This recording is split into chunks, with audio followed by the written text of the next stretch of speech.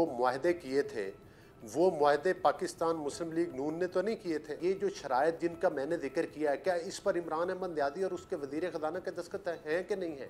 आज भी इस लाडले के लिए अदालतों से दो मुख्तलिफ फैसले एक ही बेंच से दिलवाए जाते हैं। वो जो फॉरेन फंडिंग केस है उसके ऊपर भी तफसील से बात होगी, जो फाइनेंशियल टाइम्स की रिपोर्ट है उस पर भी बात होगी। सर, ये जिन 4 इदारों का मैंने जिक्र किया, आज से 4 माह पहले इन चारों इदारों ने पाकिस्तान को बहुत बड़ी माशी ताकत तो नहीं डिक्लेयर किया था, लेकिन नेगेटिव भी नहीं किया हुआ था।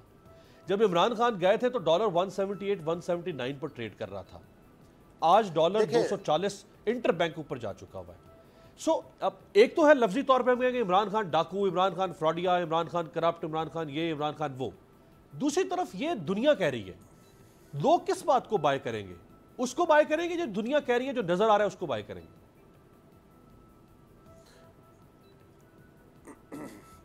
देखिए, बात यह है कि जो मुआहदे किए थे वो मुआहदे पाकिस्तान मुस्लिम लीग नून ने तो नहीं किए थे और ना ही पीडीएम की जमातों ने किए थे।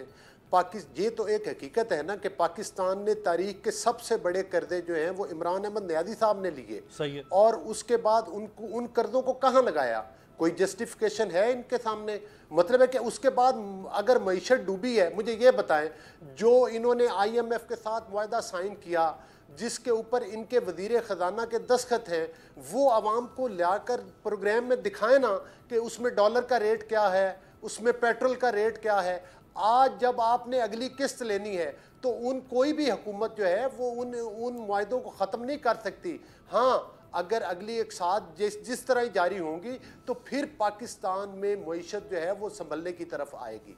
यही वजह है कि उन भयानक शराइत पर अगर वो मुआहदे ना हुए होते और ऊपर से पाकिस्तान के साथ ये भी खिलवाड़ किया गया कि पेट्रोल की कीमतें सिर्फ जब इन्हें पता चला कि अब अदम एतमाद, पहले तो कहते थे कि कोई है माई का बच्चा जो मेरे खिलाफ अदम एतमाद लेकर आए, जब तमाम पॉलिटिकल पार्टीज अदम एतमाद लेकर आई तो इमरान अहमद न्यादी साहब ने पेट्रोल और तेल की कीमतें ख़त्म कर दी। हालांकि इनके पास कोई रिजर्व, कोई इस किस्म का उसका अल्टरनेट अरेंजमेंट नहीं था कि आपने कोई सब्सिडाइज किया हो या किया हो। तो मकसद ये है, जब आप किसी लाडले के हाथ में सही है वो इख्तियार दे देंगे। एक कमेंट अली भाई, फिर मैं दलीप साहब के पास जाऊंगा। को चाहे तबाह एक कमेंट सर, मेरे पास बड़े कर्जे ले ले, मेरे पास सर ये खबर, मेरे पास सामने सर खबर रखी हुई है एक्सप्रेस ट्रिब्यून की।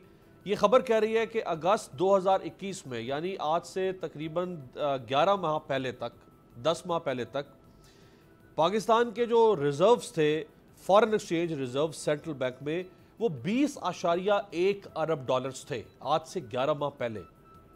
आज वो खड़े हैं 9 अरब डॉलर से प्लस माइनस कम ज्यादा थोड़ा सा।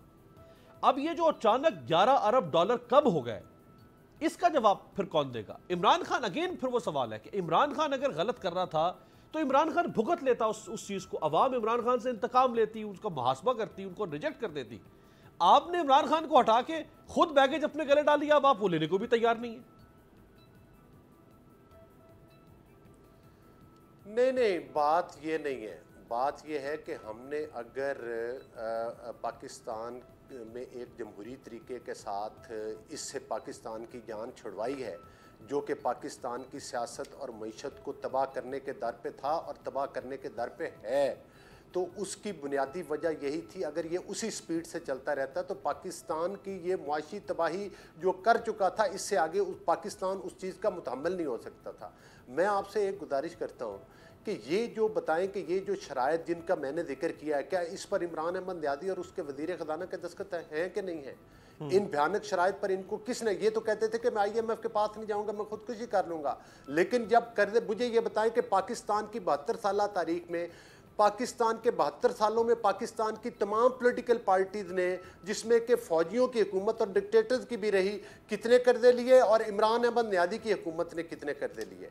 आज भी इस लाडले के लिए अदालतों से दो मुख्तलिफ फैसले एक ही बेंच से दिलवाए जाते हैं। सब्सक्राइब करें और बेल दबाएं ताकि कोई खबर रह न जाए।